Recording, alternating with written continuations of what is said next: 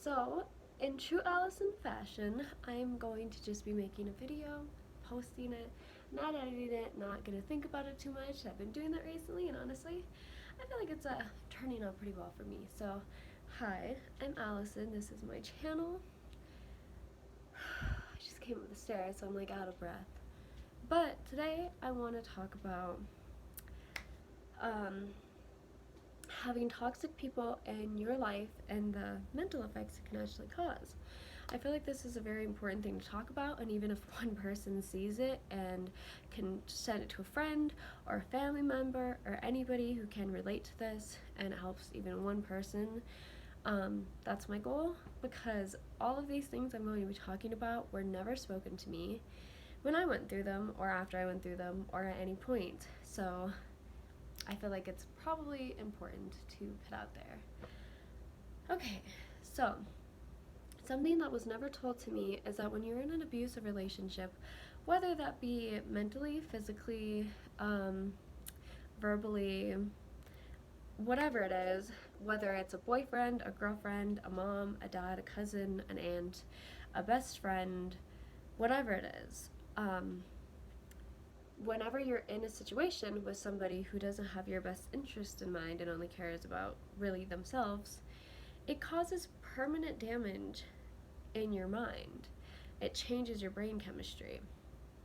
And not only does it cause things like PTSD and thoughts of self loathing or thoughts of self doubt, um, it really truly does change how you see the world from that point on. But also, when you're in a physically abusive relationship or a verbally abusive relationship, for years afterwards, there is permanent damage that occurs where they basically train you how to think differently and how to react differently. And so, those are all things I didn't know. When I was in my first relationship, it was not a good one. It was very crazy. He was narcissistic, suicidal, homicidal, at all the worst things you could be. But nobody ever told me that there was a time limit for me to leave that relationship. I always thought that whenever I was ready, I could. I always thought that it was a very something that I could just take my time and leave. And that's not true, because especially in an abusive relationship, um, even if he only like physically hurts you one time, that one time could be enough to cause strokes, seizures, um, nerve damage in your body years later, just one time. And I'm sure if you've been in an abusive relationship, you know that usually if it happens one time, it'll happen again and again, periodically, after things get good, and then they get bad, and then, how it goes. This is just a little disclaimer that I want to put in here too. If you have never been in an abusive relationship, you do not have the right to comment on this video at all. If I see any comments that say, well, the first time that he hit me, I would have been out of there or whatever, don't come to this video to comment those things. It will be deleted and you will be blocked, because you don't know how it is. You don't. Every single person thinks that. Not a single person that I've ever met in my entire life, I think, could walk away from that. I don't care if have both your parents in your life, you're completely happy, you grew up with completely healthy ideas of love. Anybody can fall into that trap. And if you never have, you will one day, because that's just how karma is. And if you are going to talk about victims in a situation that you do not understand, then please leave. But also, I want you to think about how it's not just abuse. It's not like somebody just punches you and then you leave. Like, you're with this person every day for months and months and months. You love this person, you know this person, you fall in love with this person. Every single day you're with this person, they're nice to you. And then something could happen but afterwards they're on their knees, they're crying, they're saying that they're going to kill themselves if you break up with them. They're saying that you're the only person and they'll change and they'll never do it again, and they're nice to you and they make you tea and they draw you a bath and they bring you flowers and they love you and they're the most amazing boyfriend you've ever had for like a week, and then it'll happen again, or different, but just try to keep an open mind. Another thing nobody ever told me when I was in an abusive relationship was that there's so many free resources for you to go to. Abusive relationships are really difficult because for me, my boyfriend was constantly on my phone. I remember one time I looked up signs you were in an abusive relationship, and every single thing he checked the box for, but I would make excuses for those things and say, well, yes, he is abusive, but he's never punched me in the face. But he did strangle me and hit me and cause bruises and push me and shove me, like, but he's never punched me in the face. So like, just making excuses for every single one of these things, bringing it back to me, and that is a permanent damage that never really goes away. I've been out of that relationship for almost 4 years now, and I still have that thought process every time something happens to me where I think, well, maybe it was my fault because I was wearing certain clothes, or I was too friendly, or I did this. It always goes back to me, and that's the training that they train you with, and you never kind of ungrow that, but you can. There's so many groups on Facebook that you can just go to, and a lot of them are anonymous, and you can post in them.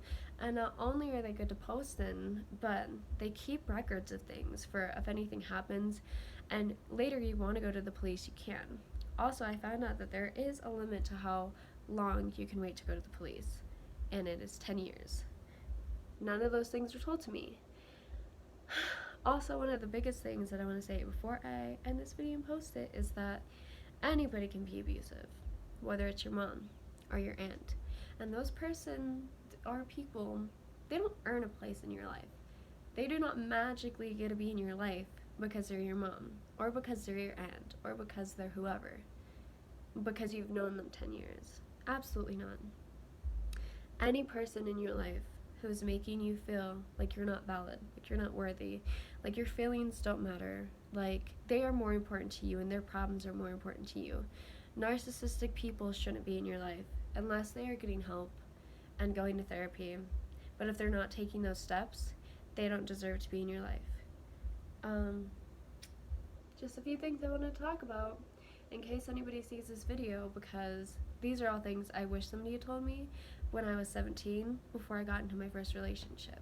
So before I want to end this video, I want to say, love shouldn't hurt. Love should be easy. You shouldn't have to feel like you're fighting to keep that person in your life all the time. And if they ever say to you, hey, I'm a really shitty person, or you could probably find a new boyfriend that's better than me, or anything along those lines, fucking do it. They're warning you. I promise you. They're not going to change. There is no potential in them. They're going to do it over and over again to the next people, and they're going to hurt you until you're a husk of yourself. Love should be easy. Love should make you feel good. Love shouldn't hurt. So, whether it's a friendship, like anybody in your life, if anyone's making you feel like it's hard, like you don't matter and you're not valued, you can leave. And who knows, these people could change in a couple of years, and maybe I never condone trying to let those people back into your life, because usually those people, they're so latched on to the idea of hurting people and using people, and most of those people never get better. But if they're going to therapy, I do think everybody could be healed and could be changed. But run. If you need resources, my messages are open. I'll probably make more videos like this in the future. And if you have gone through anything like this, please comment, and maybe we can have a little community of people that have issues like this, whether it's trauma, PTSD, anxiety, depression, toxic people in your life, toxic family members, abuse in childhood, kids that were adopted, kids that don't have mothers, whatever. I'm fucked up in all those categories, including eating disorders. So if you guys want to fucking talk in the comments, I know that a lot of you guys have been asking me questions, so we can just talk down there, make more videos, maybe do some live streams at some point, and just talk about things and really try to help each other out, because no one the fuck else is gonna do this shit for us, right?